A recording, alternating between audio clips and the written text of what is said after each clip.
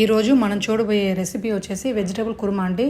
ఈ రెసిపీ పెళ్ళిళ్ళలో తింటా ఉండి దాని తర్వాత రెస్టారెంట్లో తింటాం. చాలా టేస్ట్గాను ఉంటుందండి. చేసేది నిండా సింపుల్. ముందుగా ఒక కడాయి పెట్టుకొని ఒక 3 టేబుల్ స్పూన్ ఆయిల్ వేసుకొని ఇందులోనే 1/2 టీ స్పూన్ సోపు, 2 లవంగ మొగ్గలు, చిన్నదిగా దాల్చిన చెక్క యాడ్ చేసుకొని ఒక బిరింజి ఆకు 2గా తుంచి వేసుకోండి. ఇందులోనే కొద్దిగా స్టోన్ లీవ్స్ వేస్తే చాలండి. లైట్గా కలుపుకొని సన్నగా తరిగిన 2 మీడియం సైజ్ ఉల్లిపాయలు యాడ్ చేసుకొని 1 నిమిషానికి కలుపుకోండి బాగా. ఇందులోనే మీడియం సైజ్ టొమాటో చిన్న ముక్కలుగా కట్ చేసి యాడ్ చేసుకొని ఇందులోనే కొద్దిగా కరివేపాకు వేసుకొని లైట్గా కలుపుకోండి. ఇందులోని సన్నగా తరిగిన బీన్స్, క్యారెట్, దాని తర్వాత ఆలు యాడ్ చేసుకొని 1 నిమిషానికి మొత్తాన్ని కలుపుకోండి. ఇందులోని ఫ్రెష్ బఠానీ అండి. సీజన్లో మనకు బఠానీ అన్ని దిక్కులా దొరుకుతాయండి.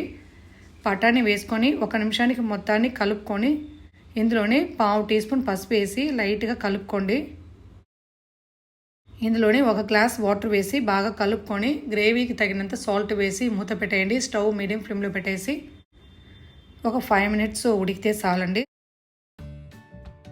దాని తర్వాత మిక్సీ జార్లో 1/2 టీ స్పూన్ సోపు, 1 టేబుల్ స్పూన్ పుట్నాల పప్పు, 5-6 జీడిపప్పు, 5 పచ్చిమిర్చి మీ కారానికి తగినంత యాడ్ చేసుకోండి. ఇందులోనే పచ్చి కొబ్బరి ఒక 7-8 ముక్కలు, ఇందులోనే ఒక 5-6 వెల్లుల్లి వేసుకొని మెత్తగా గ్రైండ్ చేసుకోండి. కొద్దిగా నీళ్ళు వేసుకొని ఒకసారి వెజిటబుల్స్ అన్నీ కలుపుకొని మనం గ్రైండ్ చేసిన పేస్ట్ని యాడ్ చేసుకోండి. ఇందులోనే మిక్సీ జార్లోనూ కొద్దిగా వాటర్ వేసి యాడ్ చేసుకొని బాగా కలిపి మూత పెట్టేయండి.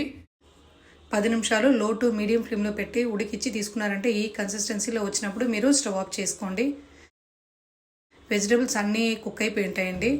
లాస్ట్గా సన్నగా తరిగిన కొత్తిమీర యాడ్ చేసి బాగా కలుపుకోండి.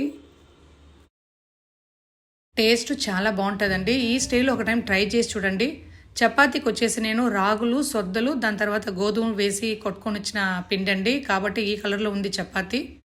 మరదను ఫ్రైడే అండి. తిరువన్నమల పోవాలనేసి ప్లాన్ వేస్తున్నాము. కాబట్టి ముందు రోజే పూజ సామాన్లన్నీ తోమి పసుపు కుంకుమ పెట్టేస్తానండి. మరదను ఒక 2:30 కింద లేసి ఇల్లంతా శుభ్రం చేసి దాని తర్వాత పూజ చేసుకొని 4:30కి ఇంట్లో నుంచి బయలుదేరినామండి. చెన్నైలో నుంచి తిరువన్నమల పోయి రీచ్ అయ్యేటప్పుడు 6:45 అయింది. గుడి పక్కనే కార్ పార్కింగ్ ఉందండి. ఆన్నే కార్ పార్క్ చేసి అర్చన కవర్ ఒకటి తీసుకొని వెళ్ళినాము.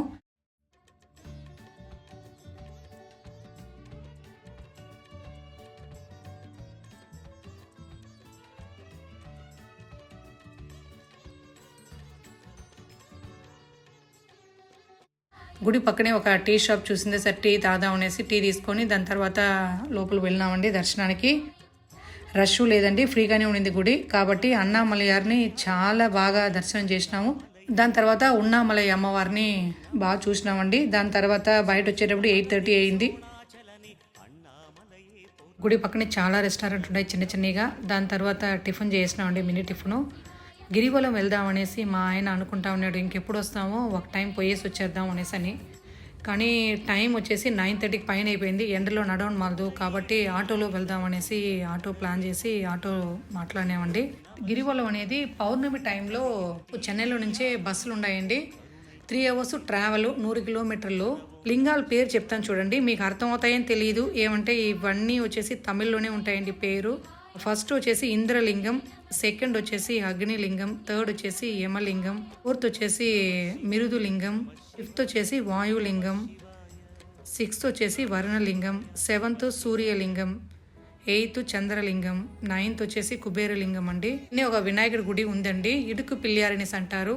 చాలా రష్గా ఉండింది కాబట్టి వెళ్తే టైం అవుతుంది అనేసి మేము కార్ పార్కింగ్లో వదిలే ఉన్నాము. తర్వాత చెన్నై బయలుదేరేసినాము. ఈ వీడియో మీకు నచ్చిందంటే లైక్ చేసి సబ్స్క్రైబ్ చేయండి. Thanks for watching.